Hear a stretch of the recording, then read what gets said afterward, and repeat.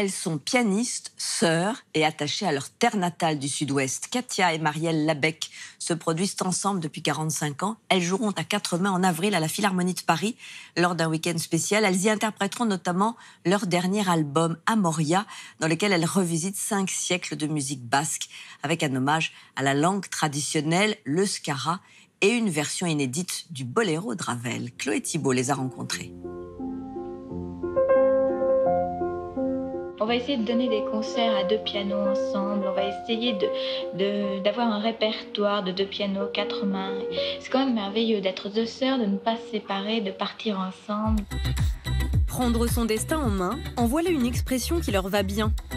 Depuis 50 ans, Katia et Marielle Labec font vibrer le monde entier, face à face devant leur clavier.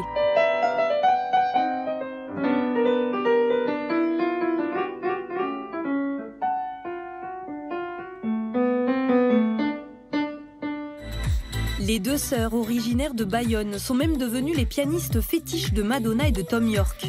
Le chanteur de Radiohead leur a d'ailleurs composé une œuvre qu'elles joueront lors d'un week-end événement de concert à la Philharmonie de Paris. Retour sur un parcours sans fausses notes, commencé dès l'enfance grâce à leur mère, Ada Tcheki, professeure de piano. Le soir, elle se mettait au piano et elle jouait. Et j'étais émerveillée. Je trouvais ça tellement incroyable. Oui, c'était très joyeux en même temps la musique à la maison. Parce que justement, il y avait ses élèves qui venaient. Elle faisait aussi elle jouait à 2 pianos, etc. Donc il y avait la musique tout le temps, tout le temps.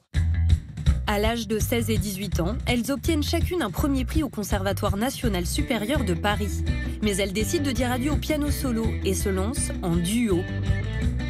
Quand on a commencé, c'était complètement tombé en désuétude. Plus personne le faisait. Il y a eu une grande époque aux États-Unis où les pianistes voyageaient avec leur camion, avec leur piano. Il y avait Golden Fisdale qui était une légende.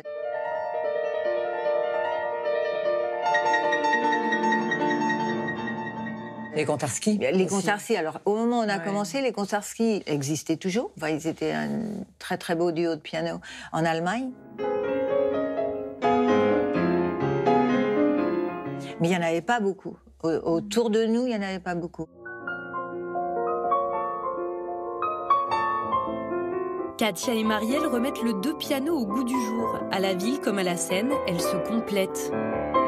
La sécurité de savoir que l'autre est là, quoi. C'est quelque chose d'inouï. Enfin, surtout en ce qui me concerne, parce que Marielle est vraiment... Elle joue souvent les basses, qui est la partie plus stable, plus solide. Donc, je m'appuie toujours sur elle.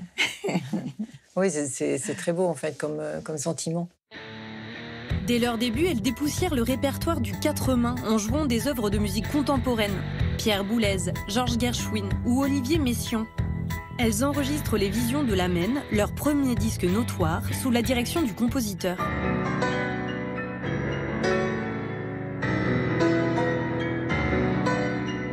Les gens étaient étonnés avec ça, de voir 2 jeunes filles arriver à 16 et 18 ans qui jouaient les Visions de l'Amen d'Olivier Messiaen. Pour nous, c'était beaucoup plus facile. On avait Messiaen à côté, on pouvait lui poser les questions. On n'aurait pas pu avec Mozart ou Schubert, donc c'était quelque chose de très logique. Et oui, c'est ça la touche Labec, un savoureux mélange d'influences musicales. Katia, tu écoutais les Beatles? Mais déjà, quand on écoutait au Conservatoire de Paris, en cachette, on écoutait les Beatles parce que sinon le professeur aurait été furieux. Et après, le jazz a été une période très, très importante. J'ai eu la chance de jouer avec Herbie Hancock, Chick Corea, de rencontrer Miles Davis. Donc ça a été toute une époque très, très jazz. Et puis après, la découverte de Radiohead, c'était vraiment un choc pour moi. Parce que tout d'un coup, c'était une musique actuelle, mais qui communiquait complètement et qui utilisait des racines qui étaient nos racines classiques aussi.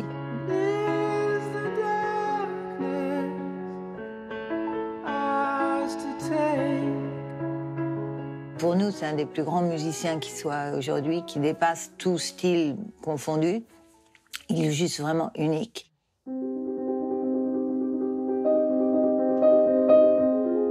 Les sœurs Labec, elles, ont relevé le pari fou de devenir uniques à 2. Quand on a commencé, on s'est dit on commence le temps que ça durera et on espérait que ça allait durer, mais on ne savait pas. C'est ça qui est beau, c'est cette route qu'on a fait ensemble. Il n'y a pas de secret, il n'y a pas de recette, il n'y a pas de... Je crois que ça tient un peu du miracle, on a beaucoup de chance.